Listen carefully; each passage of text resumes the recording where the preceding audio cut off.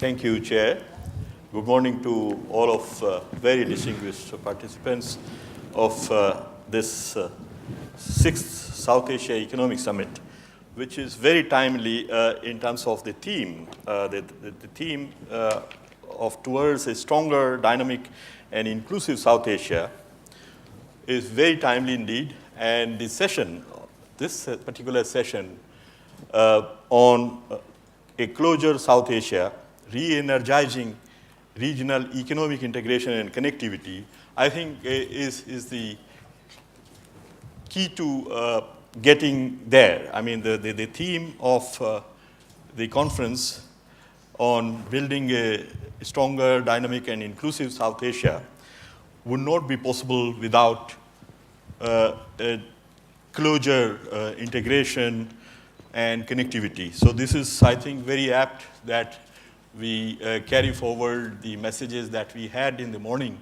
from the leaders of this region and build on it. And although I have this PowerPoint presentation, which is sort of an overview of all different things that need to be done and much more. But I'll go over it very briefly because there are many experts on this panel, all of them friends, incidentally, and they can elaborate some of these. So I will confine myself to giving you an overview of regional economic integration and connectivity. Although it's very obvious to all of you about why we should pursue regionalism or regional economic integration, let me just begin by putting on the table a few remarks or a few comments. Actually, regionalism became a dominant trend in the world economy since the 1990s with the Single European Market, NAFTA, Mercosur, South African Customs Union, and all the rest. And this was because of the rise of economics of neighborhood, which included that the countries can become much more competitive by pursuing regionalism and allowing the forces like efficiency-seeking industrial restructuring, vertical specialization, and regional production networks to form and take place. And so different regions of the world have embraced regionalism. The other thing is that the evidence from different regions which have pursued regionalism, also whatever has come out up to now, shows that regionalism can lead to a more balanced and equitable, sort of development, in the sense that smaller and lesser developed economies, gain more and they begin to catch up and converge with the more developed economies. And also, in the past 4 or 5 years, ever since the global financial crisis struck the world economy, which has given a new stimulus or emphasis to the importance of regionalism, because the business as usual, which prevailed before the onset of the crisis, would not be possible anymore, or return to that would be very difficult in the aftermath of this crisis. And this was a business as usual, which meant that the developed countries of the West pulled the economies of the other regions through serving as engines of growth. But as you know, the global imbalances is a term which is used to describe the accumulation of high levels of debt in both Eurozone economies and United States. And that means that they will have to pursue smaller consumption, more savings, more exports, and lesser imports. And that means one cannot rely on the conventional engines of growth for sustaining the region's growth. And regionalism in that sense is being looked upon as a part of the important rebalancing of sources of growth.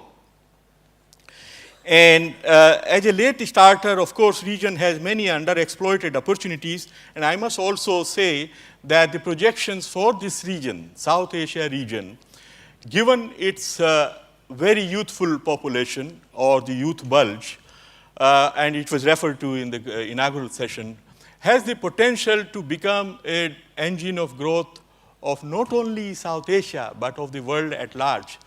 The projections that we have made at SAES South and Southwest Asia office suggest that the region could be having a consumption of $30 trillion of dollars, so $30 trillion of consumption in the coming 2 decades, and become a hub of growth for entire world economy if we are able to use this youth bulge productively. So this is a real opportunity, and the other thing is that an integrated South Asia can play its due role in the emerging, incipient Asia-wide regional groupings like RCEP. RCEP, as you know, the negotiations have just started. It covers ASEAN plus 6 economies, and they are seeking to develop a common market of these 16 countries. But at ASCAP, we have been arguing that this RCEP could become a nucleus of an Asia-wide market, and we recently had a preparatory meeting to a ministerial dialogue which will take place in December, and we had the privilege of having Farooq with us in Bangkok recently at that preparatory meeting. And of course, regionalism can help in addressing the shared risks and vulnerabilities much better, much more effectively. And these shared risks and vulnerabilities, I don't need to remind you, whether from energy security to food security to regional disasters and climate change adaptation. There are many such shared vulnerabilities and risks that the region at large is facing. Now, just begin with a very brief comment on global economic integration. Of course, the South Asian economies over the past decade have emerged as very dynamic economies. It was referred to in the morning. They have emerged as dynamic players in the world economy with the expansion of their trade, and they are much more deeply integrated with the global trading system. Their total trade is expected to grow from $1 trillion currently to nearly $3 trillion by 2017. But if you look at the expansion of this trade, you find, and you try to decompose the sources of that growth of trade, you find that bulk of this expansion came from exploiting the expansion of global trade.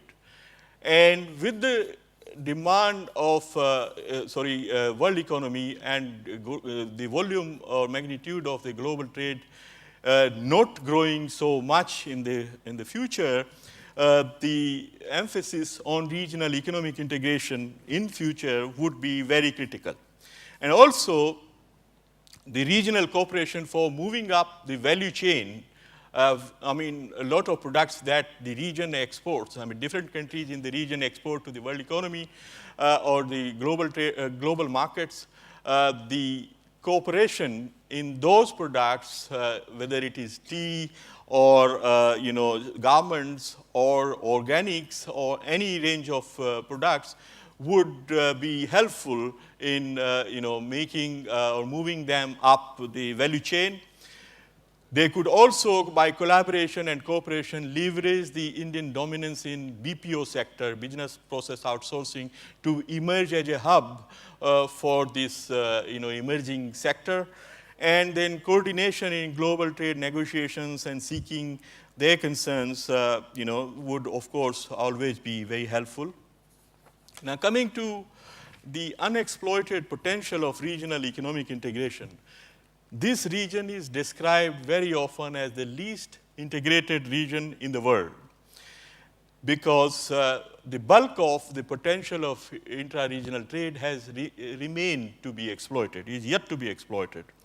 And the simulations any organization, including ASCAP, has done shows that there is a tremendous potential of such trade lying there to be exploited. And the barriers to that realization of that potential include, trade and non-tariff barriers that lead to a lot of this trade taking place informally across the borders. And informal trade is actually beginning to look like as much as the formal trade. The lack of supply capabilities, especially in the LDCs, which does not allow them to take advantage of expanding opportunities in the region. The poor connectivity, and the point I will come to in a moment, and trade facilitation. So poor connectivity and trade facilitation, which mean that trade costs applicable to intra-regional trade are very high compared to the exports of this region to either United States or Europe. And that means the inter-regional trade is not able to take advantage of geographical proximity and contiguity. And that means the formation of regional value chains has not happened in this region. So this is the key region.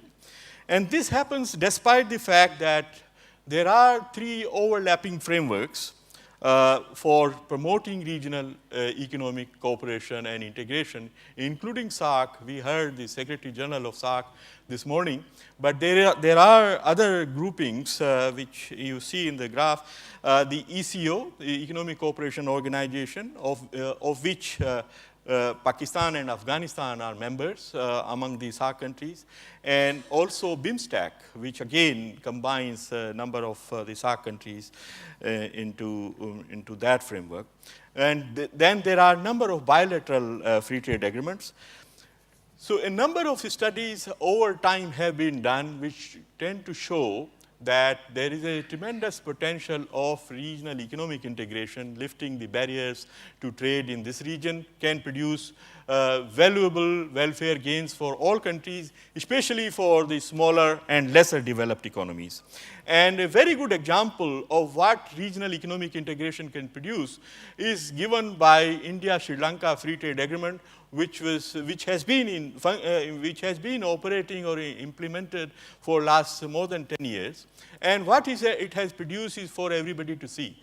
In the sense that it has produced a huge expansion of bilateral trade, but it has done in such a balanced manner that Sri Lanka today has a smaller deficit vis-a-vis the bigger neighbor, but it produces and exports high value adding goods which it never exported to earlier. And the recent developments, of course, are very important and interesting, including Pakistan moving towards a negative list-based approach towards its trade with India, and India eliminating all the sensitive lists with respect to SAARC neighbors, the SAARC LDCs in the SAFTA. So these are very important recent, developments that need to be pursued further, and more such initiatives are needed. Exploiting the potential of regional economic integration, there are many things that can be done, including expediting the implementation of the existing regional trading arrangements, because we have a target of 2016 for implementing SAFTA fully. But there is no region it can be advanced. Why it cannot be advanced like ASEAN always did? I mean, they set a date, but they keep on moving it, faster and closer. And the same thing can be done about the expediting the implementation of these trade agreements in South Asia. Exploiting the potential of trade in services, there is now a framework agreement, but much of the liberalization is yet to take place, and there is a very substantial potential lying to be there. Facilitating intra-regional trade, the industrial restructuring that we are seeking out of the regional economic integration to take place will not happen unless investments are promoted and liberalized. So we need that the early adoption of the SAARC framework agreement on promotion and protection of investments. Then strengthening cross-border banking and financial links. These are very critical for promoting intra-regional trade. Capital raising and development finance, that companies or enterprises of one country can go to another country which has more developed capital markets and raise capital. This is something which we need to facilitate. And also the SAARC Development Fund, which is an important initiative, needs to be sort of developed further, strengthened further as a development bank to catalyze cross-border investment, infrastructure investments. And then coordination between these three regional frameworks would be very helpful to learn from each other.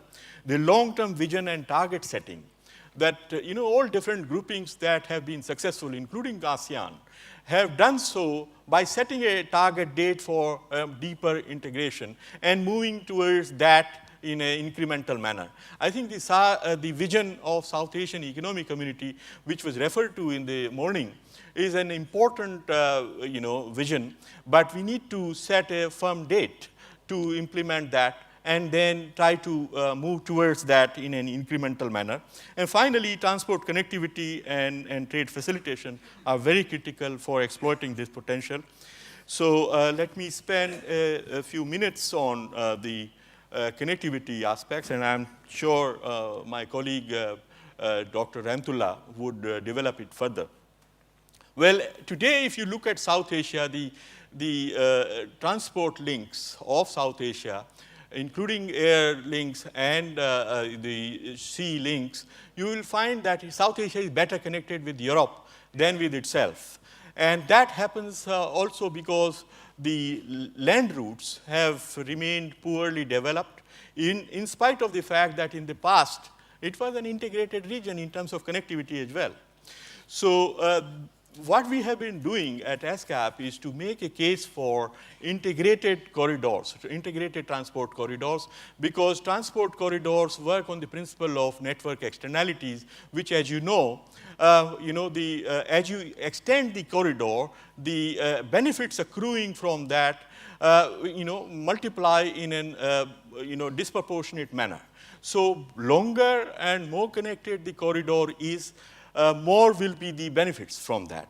So we have proposed two broad corridors linking the length and breadth of Asia and the Pacific region, including the TP-BM highway corridor, which also, links up not only the countries on the horizontal axis, but also vertically from all the way from Turkey, Iran, Pakistan, India, Bangladesh, and Myanmar, and with vertical links with Afghanistan, Nepal, Bhutan, and Sri Lanka.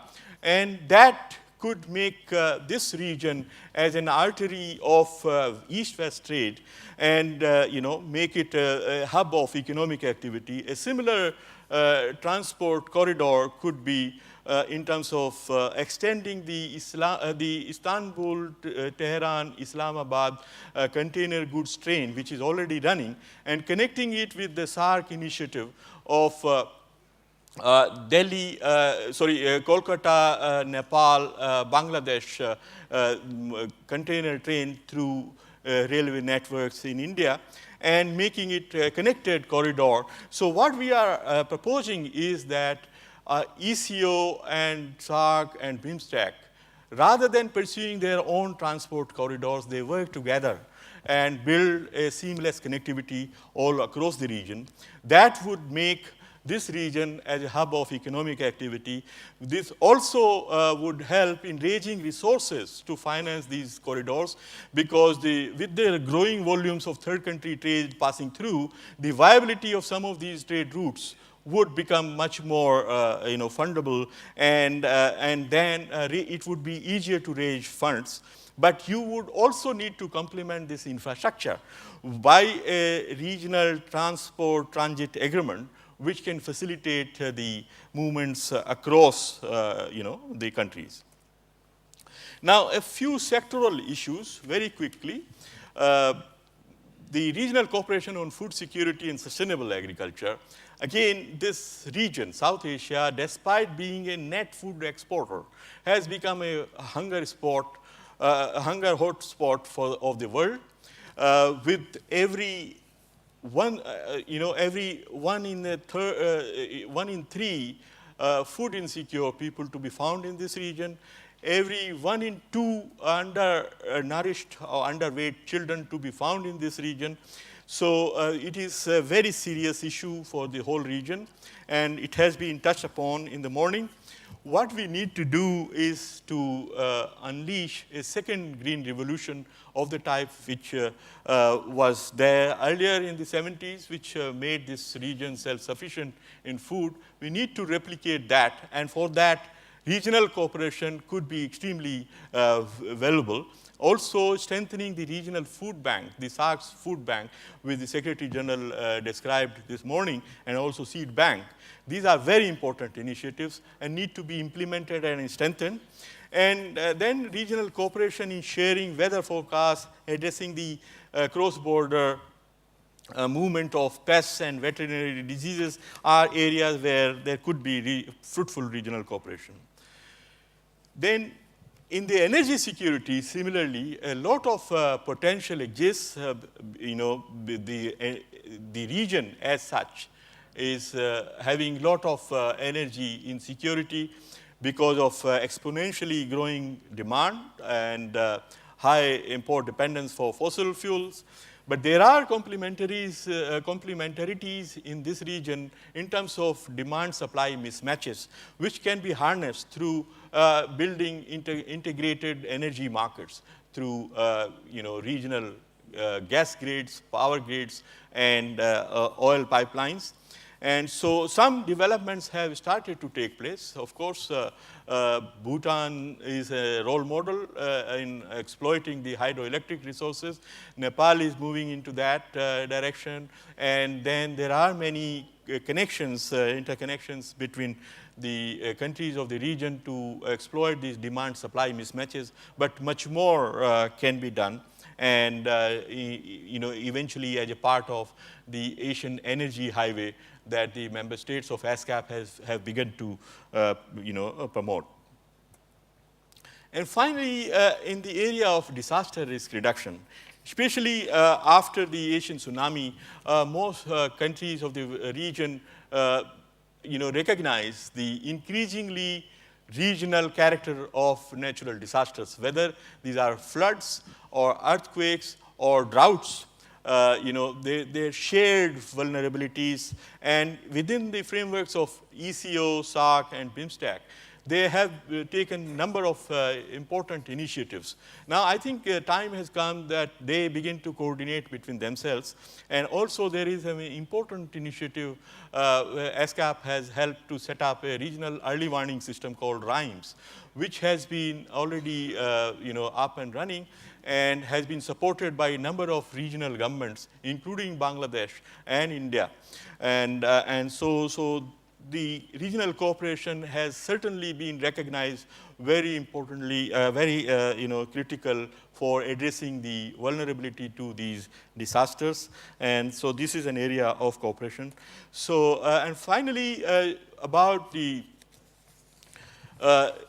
global partnership for LDCs and LLDCs. In this region, we have 4 least developed countries, and 3 of them are also landlocked countries. Well, they have very significant handicaps and constraints, and they need to be supported by the global community. One of the key constraints that they face covers the lack of or poor productive capacity.